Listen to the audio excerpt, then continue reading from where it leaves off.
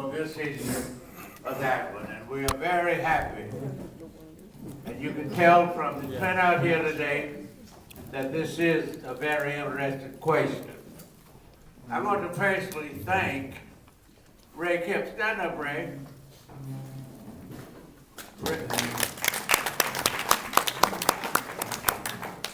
Ray and I go way back.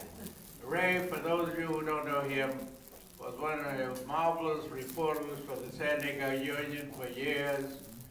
And during the 16 years I was on the school board, he was there, and to show you what kind of journalist he was, I could be down visiting my mother in Lowndes County, Alabama, and after leaving, before leaving San Diego, I had given Tom Goodman and some of the rest of them down at the end said, heck, and he was writing the story. He would call me down there to make sure he was quoting me right. And that's what people are looking for today in the press. They want the news, etc., reported, not a reporter who make up the news on sometimes insufficient evidence and call it the gospel truth. So today we're going to get into all of that today after we hear from these gentlemen. Joyce from the Convention Center Bureau told me to remind you that on September 23rd, CCDC is going to be celebrating the renaming of the Sheila R. Hardin Downtown Information Center. It's at 4 p.m., and we do hope that many of you will come. It has been our practice for these 40 years to tackle those things that have something to do with our fantastic community. And we bring it to you, the public, for you to find and get information, because as we know, information is power. And next time we meet will be October the 1st. We have Voter Education Forum, the City of San Diego, Proposition B sales tax increase. That will be moderated by Dr. Carl Luna, the San Diego City Council members Carl DeMille, Todd Gloria, Lena Lutoff, and Michael Zucchet. So we invite you to come back because it's going to be a very heated subject. That's the hardest issue in San Diego right now. That's the hardest issue. So, Ray, come on up and introduce your panel. Let's give a hand to a marvelous former journalist. You're gonna have to hang in there and just do my eulogy someday, that's all. Let me tell you. He said I have to hang in here and do his eulogy someday.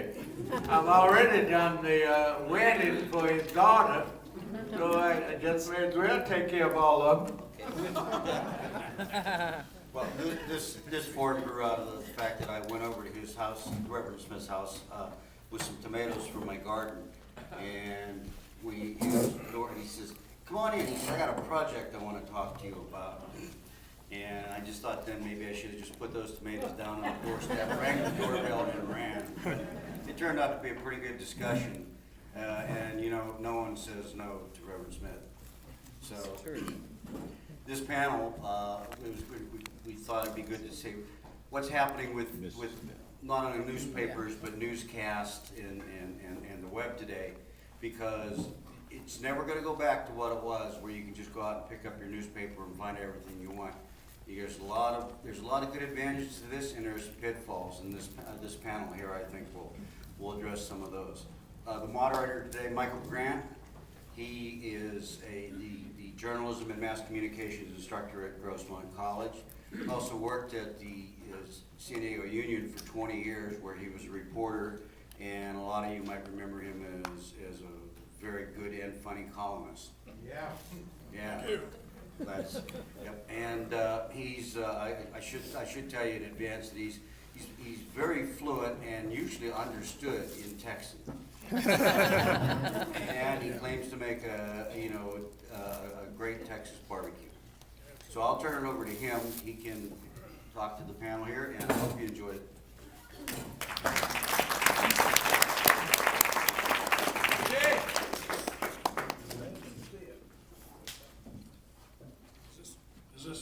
It is on. Okay. I've lost 75% of my Texas accent since I arrived in San Diego in 1972. But there's still a little bit of it there that you're just going to have to deal with. We are here today to talk about why it ain't your grandfather's or grandmother's newspaper or television anymore. This is important because people really get personally, emotionally attached to their media.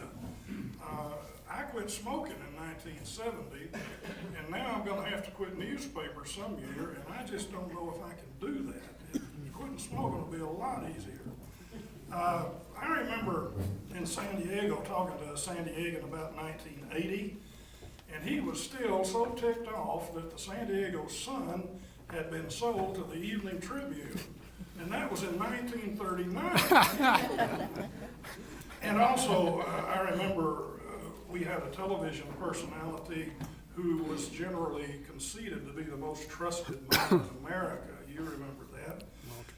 No one holds that title in the television news today. And there's another important thing, really important in my view as an instructor educator. The First Amendment protects the free press from the government, but the First Amendment does not protect the free press from new technology or changing business models, which is really scary because the free press is to a American democratic governmental system as blood is to breathing. So this is a very important issue today in the year 2010 as we move forward into what we call converged media, digital media. And we think the public needs to hear from those of us on the other side of the page what's going on here, and the screen, excuse me. So let's talk about this. We have on our panel J.W. August from Channel 10 News. Andrew Donohue, who is the editor of voiceofsandiego.org, an online newspaper. And Jeff Light, who has been here since last March and has aged 20 years in that time, is the editor of the new UT, San Diego Union-Tribune. And our citizen panelist, Mr. Leon Williams, who is a former city councilman. We have such a huge amount of community memory in here today. I see faces that shaped this community as long as I've been here over the last 30, 40 years. But Mr. Williams, a longtime public servant who in fact may remember reading the San Diego Sun. We want to start with a short statement from each of our panelists about what they conceive their mission at their companies to be in the new digital era. These are just short position, situationer statements, and then we'll ask Mr. Williams to give us his opinion of the public's opinion of where this digital media is, how it stands, and where it's headed. So let's start with Andrew. Panel, why don't we just sit and I'll pass the microphone down. It's easier to duck when you're sitting, and we'll just pass this thing back and forth.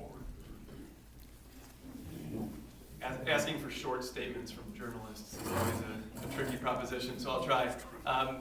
Basically, we see ourselves as a place for investigation, analysis, conversation, and intelligence on San Diego's quality of life issues. So that's politics, education, the economy, housing, environment, public safety, and the arts. Originally created by Neil Morgan, the former Union-Tribune columnist, after he was let go in 2004. And when he was let go, a friend of his, Buzz Woolley, called him out